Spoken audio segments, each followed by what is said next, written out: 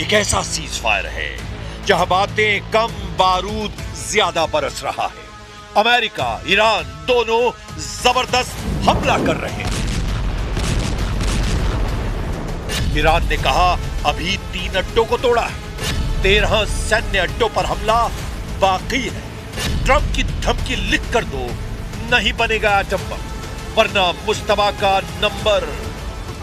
Kuwait में Iran के drone धमाकों में मौत की खबर से अमेरिका सन्न हो गया है। ईरान ने अमेरिका को मदद देने वाले 3 देशों को मिसाइल से फोड़ डाला है। रेवोल्यूशनरी लड़ाकों ने अमेरिकी सैन्य ठिकानों वाले दुश्मन देशों को वार्निंग दी है कि अगला धमाका उन देशों पर होगा जहां भी ट्रंप फोर्स तैनात है।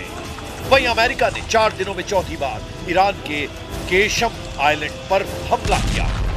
इससे भड़के ईरान ने दावा किया कि कुवैत, इराक और बहरीन में मौजूद अमेरिकी सैन्य ठिकानों को मिसाइल और ड्रोन से भारी नुकसान पहुंचाया गया है।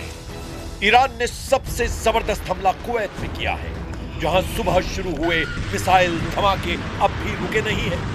ईरानी हमलों से कुवैत इंटरनेशनल एयरपोर्ट पर अफरा तफरी मची है। हालांकि कुवैत ने बयान जारी कर कहा है कि उसके एयर डिफेंस सिस्टम दुश्मन की मिसाइलों और ड्रोन को रोकने की पूरी कोशिश कर रहे हैं।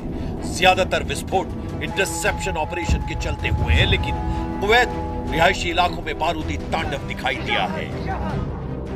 ईरान की मिसाइल आंधी से कुवैत में इमरजेंसी जैसे हालात हैं। सेना ने लोगों के लिए एक और चेतावनी जारी की है। कुवैत सेना ने कहा है कि अगर कहीं मिसाइल ड्रोन दिखाई दे तो लोग उससे दूर हो जाएं।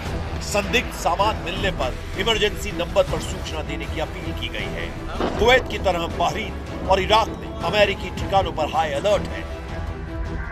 बहरीन के गृह मंत्रालय ने चेतावनी सायरन बजाए हैं और लोगों से शांत रहने की अपील की है। बहरीन में नागरिकों को नजदीकी सुरक्षित स्थानों पर जाने और सुरक्षा निर्देशों का पालन करने के लिए कहा गया है। ईरान के सरकारी ब्रॉडकास्टर IRIB ने सोशल मीडिया प्लेटफॉर्म X पर कई वीडियो शेयर कर घातक हमलों का दावा किया है। वीडियो में मिसाइलों को बहरीन और इराक के आसमान में विस्फोट का दावा किया जा रहा है, लेकिन अमेरिकी सेंट्रल कमांड ने ईरान के हमलों को खोखला दावा करार दिया है। सेंटकॉम ने कहा है कि ईरान ने बहरीन में US नेवी के 5वें बेड़े के मुख्यालय और एक अमेरिकी एयरबेस पर मिसाइल और ड्रोन हमले का दावा किया है, लेकिन सभी हवाई खतरों को समय रहते रोक दिया गया और किसी भी अमेरिकी सैन्य ठिकाने पर हमला सफल नहीं हुआ है। अमेरिका ने धमकी दी है कि ईरान पर कोई रहम नहीं किया जाएगा। जब तक ईरान अपने एटमी प्रोग्राम को पूरी तरह बंद नहीं करता, तब तक कोई भी प्रतिबंध नहीं हटाया जाएगा। Any sanctions relief is condition based, which means it has to be in return for the reason why those sanctions were put in place in the first place, which is their nuclear program. So yeah, look, Iran is being sanctioned because they enrich uranium. Iran is being sanctioned because they've highly enriched uranium. Iran is being sanctioned because of their nuclear activities. If they agree to give up those things, there will be sanctions relief associated with their commitment and compliance. America को Iran की leadership पर रत्ती भर भी भरोसा नहीं रह गया है। इसीलिए ट्रंप ने एटमी डील की नई शर्त लगा दी है। ट्रंप ने नई शर्त में कहा कि ईरान उन्हें लिखित आश्वासन दे, तभी डील आगे बढ़ेगी। ट्रंप ने अपनी शर्त में यह भी कहा है कि परमाणु गतिविधियों पर ठोस समझौता होगा और इसके बाद ही अमेरिका ईरान को आर्थिक राहत देगा। ट्रंप का कोई पैंतरा अब तक ईरान पर काम नहीं आया है। अमेरिका के केशम आइलैंड पर बार-बार हमले की वजह का भी पता चला है। अमेरिका की एटमी डील पर बार-बार स्टैंड बदलने के बाद से ईरान ने खूंखार तेवर अपना लिए हैं। सुप्रीम लीडर मुस्तबा खामनेई ने secret war headquarter Qeshm island को एक्टिव कर दिया है।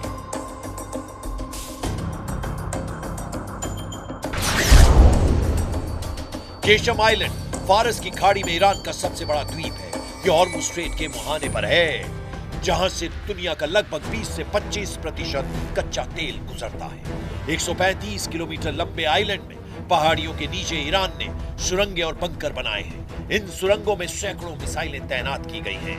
इन्हें मिसाइल फार्म भी कहा जाता है, जहां से ईरान लंबी और मीडियम रेंज की मिसाइलों को आसानी से लॉन्च कर रहा है। ये मिसाइलें फारस की खाड़ी में मौजूद किसी भी दुश्मन के जहाज को हिट कर रही हैं। मुश्तबा का ये अंडरग्राउंड युद्ध मुख्यालय गेम चेंजर साबित हो रहा है। ईरान ने केशम आइलैंड को ट्रंप के जंगी बेड़ों की तर्ज पर बना रखा है। इस आइलैंड की पूरी फिल्म ईरान ने रिलीज कर दुश्मनों के होश उड़ा दिए हैं। समुद्री मोर्चे पर ईरान ने अपना इरादा साफ कर दिया है। ईरान के हजारों ड्रोन अमेरिका की नौसेना पर हमले के लिए तैयार हैं।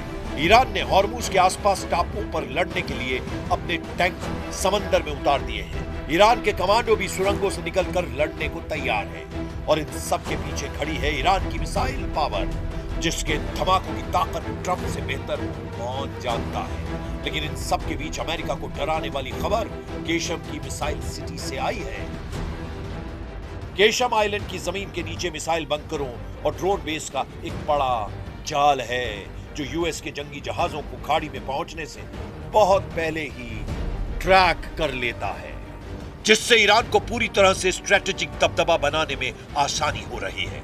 ईरान के बेजोड़ प्लान और जबरदस्त हमलों से अमेरिका नए सिरे से अलर्ट हो गया है।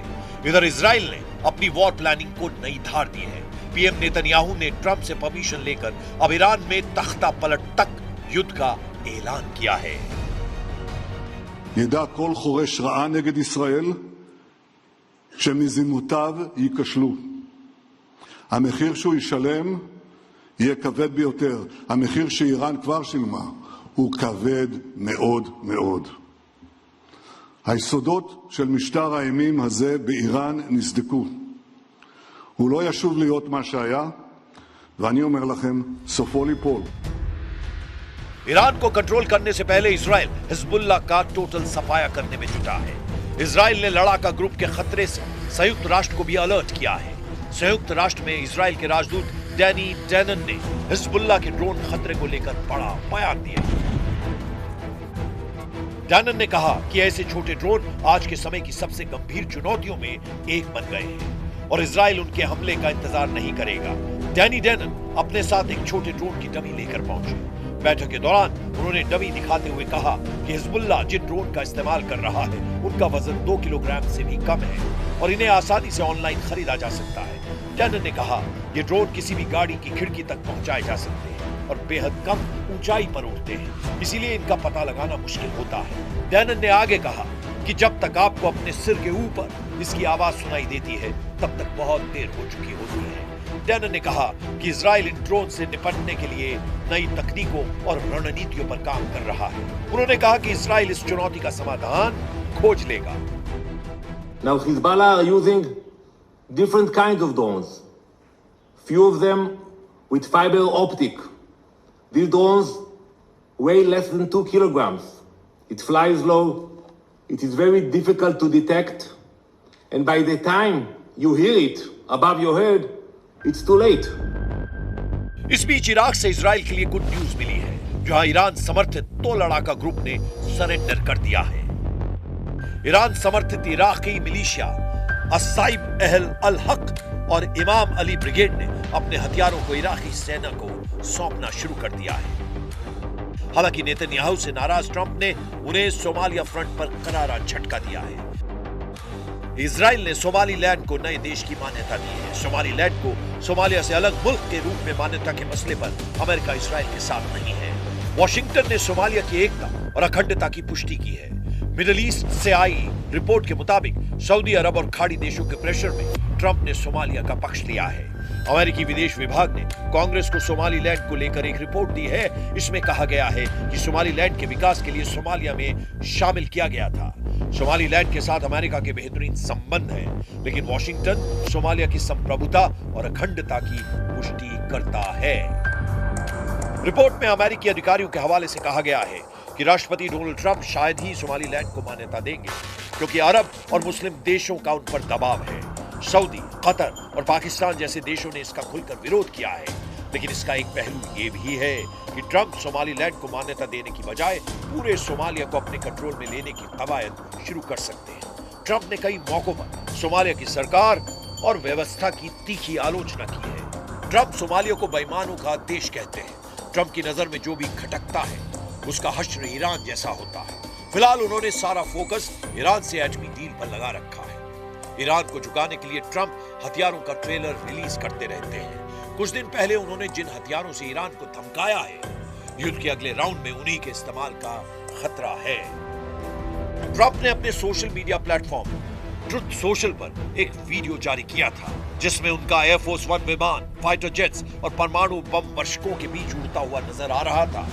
इस वीडियो में एयरफोर्स वन के साथ F-15 फाइटर जेट, B-1 और B-2 बॉम्बर भी थे। बीच में अमेरिकी राष्ट्रपति का विमान एयरफोर्स वन।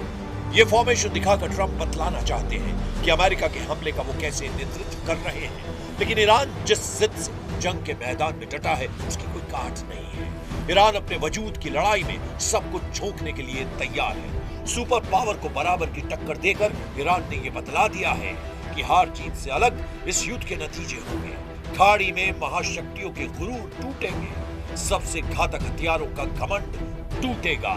ईरान कह रहा है कि अब अगर हमला हुआ तो किसी नियम कायदे की परवाह नहीं की जाएगी।